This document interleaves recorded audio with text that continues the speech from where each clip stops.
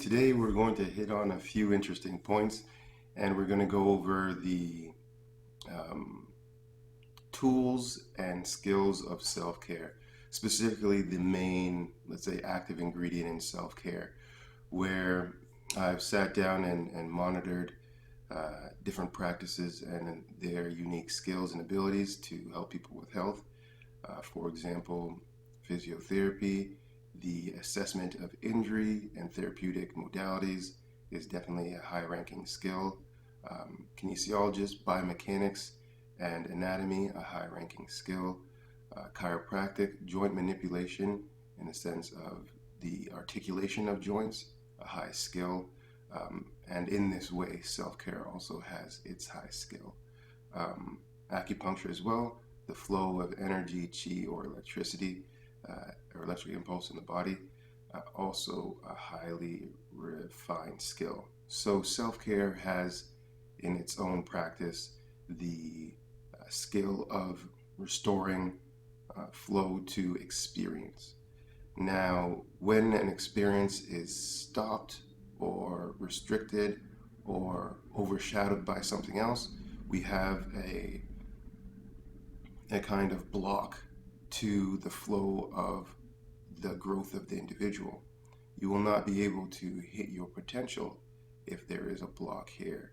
Your health will be limited to what it's already at, and then therefore struggle to continue keeping up with life, because life is all about growth and progression forward. In this way, the restoration that's within self-care is to put back the ability to gain experience or to set balance to the experience in many situations. So to make this a little bit more practically seen, let's ask the question: if nobody shows you how to ride a bike, how then do you ride a bike?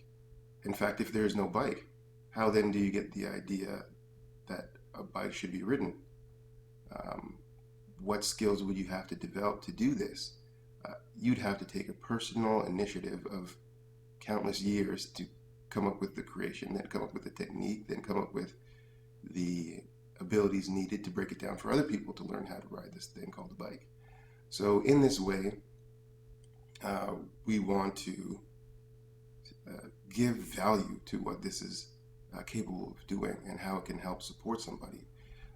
Let's make it even a little bit more practical than that bike scenario.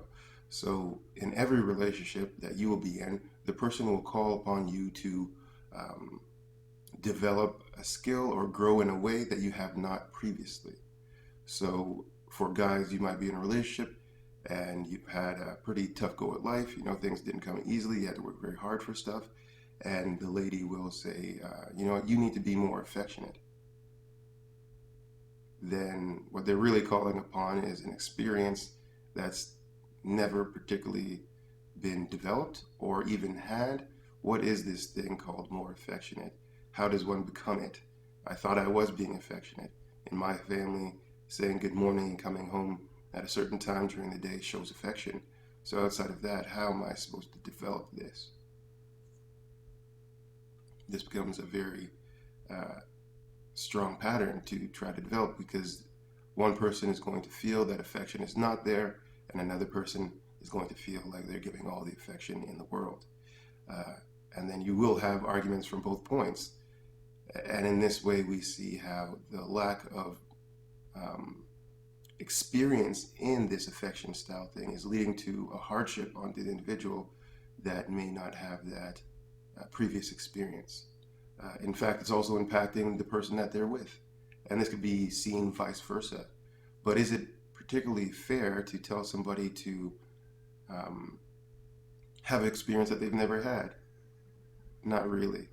Will the person that is having the demand have to help cultivate this experience and be patient, kind, understanding, empathetic, and let's say lead this experience? They will. Often do they? They do not. Because they only know affection from their perspective and not really the kind of reality of what this affection thing is. And therefore, they will get frustrated and annoyed and upset at this poor other person who's trying their best to learn this thing that they've never seen or experienced before. And you can see again the power of self-care, restoring that ability to grow. You must understand the kind of atmosphere that that person's in that's not having that experience, and you have to then pick certain points to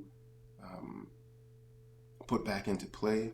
You have to talk about it from a third party perspective, but from their standpoint, and there slowly rework the fabric of growth in that area.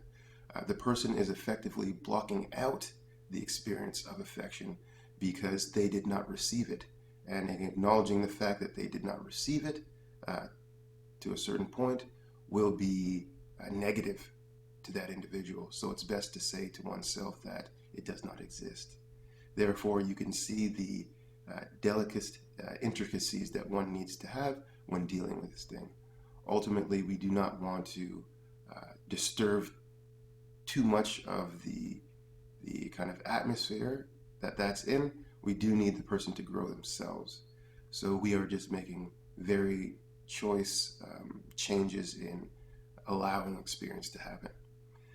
Now, that all being said, we do have the other expression where somebody puts in additional realities or additional experiences to something that's not quite there. This again causing another distortion to what the experience should be as itself. We're now adding. So we might say that